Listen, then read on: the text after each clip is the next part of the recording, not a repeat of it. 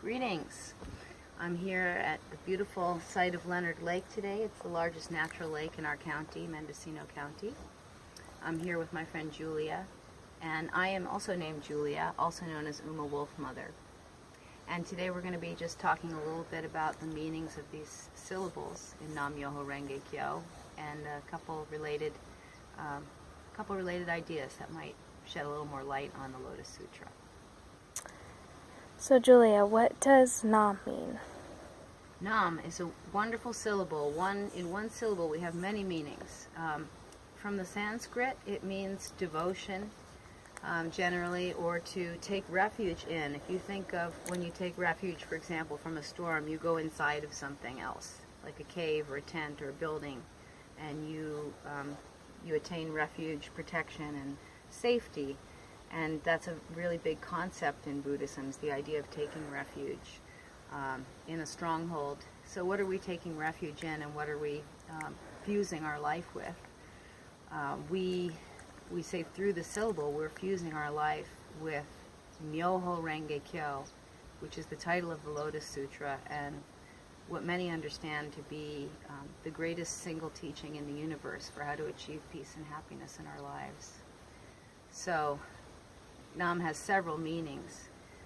It's also to open up our life to the rest of these sounds and what they do to us and what they do to our do with our lives and to our lives in concert with us. What about Myo? Well, it's interesting because Nam is attached to Myo by the sound M, by Nam Myo, basically. There's two M's there in a row, so they're glued with the sound of the mother. And Myo means many things also, but it's come to represent the infinite black light, if you will, of the cosmos. Some consider that to be the Divine Mother itself, the void from which all form is given birth. So when we say Nam Myo, we're rubbing those two sounds together, and what we're conjuring is something that many of us call faith. And that's a funny thing when people say faith in Buddhism, because they know that we're not professing faith in some external deity or higher power. What are we professing faith in? So by saying Nam Myo, we're cultivating faith in our own capacity to attain Buddhahood in this moment. That's the basic function and purpose of our life, is to reveal our most vast and most happy nature, and to inspire and touch others, to give them the capacity to do the same. Nichiren, the person who brought this practice, gave us this beautiful quotation in one of his letters. He asked, "How then are you to go about nurturing faith in the Lotus Sutra? For if you try to practice the teachings of the sutra without faith, it would be like trying to enter a jeweled mountain without hands to pick up the treasures, or like trying to make a 1,000-mile journey without feet. The answer is simply to examine the proof that is close at hand, and thus to take hold of the faith that is far off." So for me, what are the results of my practice that I can see close at hand? Well, I am sitting here today as a lady of the lake. This is a magnificent blessing in my life, and I'm here with my dear friend Julia, whom I also consider to be a great blessing. I'm here with a wonderful dog that you could probably hear cavorting and barking at times in the background. All of these beautiful blessings have continued to come into my life and continue to flower in my life because I chant. And when I see those concrete manifestations of benefit, it shows me that there are greater and greater ripples of benefit to come. So I'm trusting in the actual effects that I'm creating in my life through making these sounds. And Ho? So if Myo is the infinite vastness, or the black light of non-manifestation, Ho are the forms that continually come into existence and pass out of existence.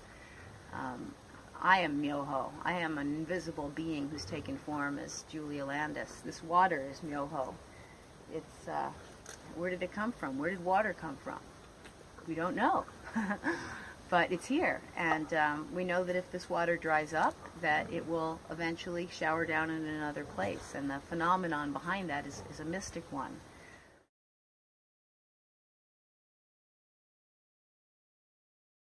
So when people put the syllable myo with ho, they often call it the mystic law. Myo has 3 concrete meanings that I didn't mention before. The first is to open.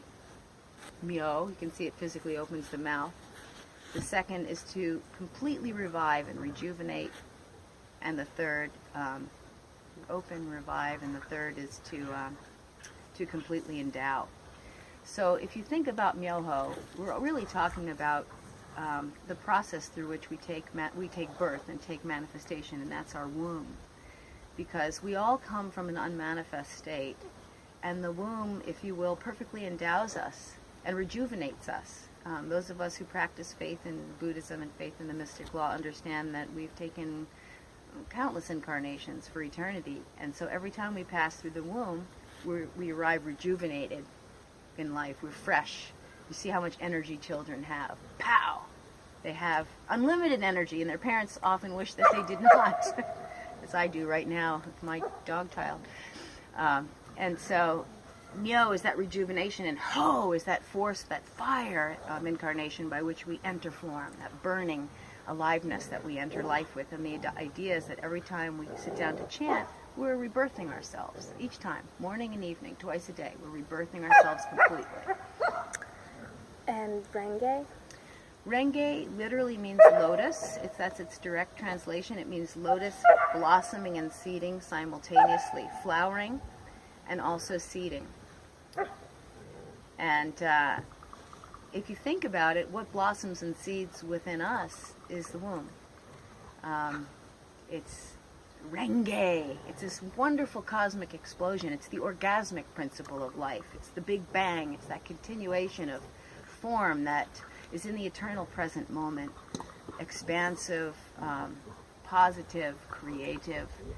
And when we are chanting, I believe, as a womb shaman and as a lady of the lake, I believe that we're literally energizing our womb space. And we're sensuously coaxing it to open and bring forth that eternal vastness of Myo right through our womb space into our lives. So Renge is the lotus flowering.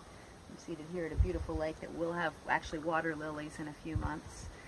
And even though right now it's winter and they're dormant and we can't see the water lilies, they're here in their potential form. And it's the very same with our Buddha nature. That even though you might not see me as a Buddha right today, you see me as an ordinary human being. Within my ordinary humanity is my Buddhahood. Within those empty lily pads is that potential blossom. And the last one, Kyo. Kyo! Kyo is an amazing sound. It literally means sutra. So when we say Nam Myoho Renge Kyo, we're saying I'm devoting my life to the principles in the Lotus Sutra, principle inherent in the Lotus Sutra. But it's also a birthing sound. If you say it with me right now, just very sincerely and vigorously, Kyo! Kyo! And again, Kyo! As loud as you can. Kyo! You are going to feel a profound movement in your lower abdominal bowl, in your pelvic basin.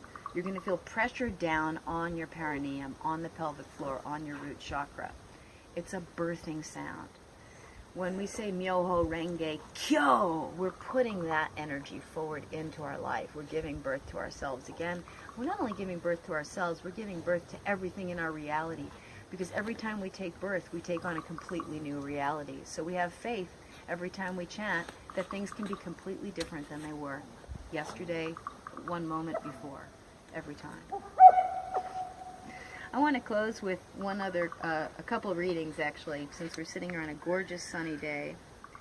I'd like to read to you a little bit of the writing of Nichiren Daishonin about this practice and enthusiasm that I share after practicing for 4 years, very assiduously, morning and evening, and watching the flowering of my life.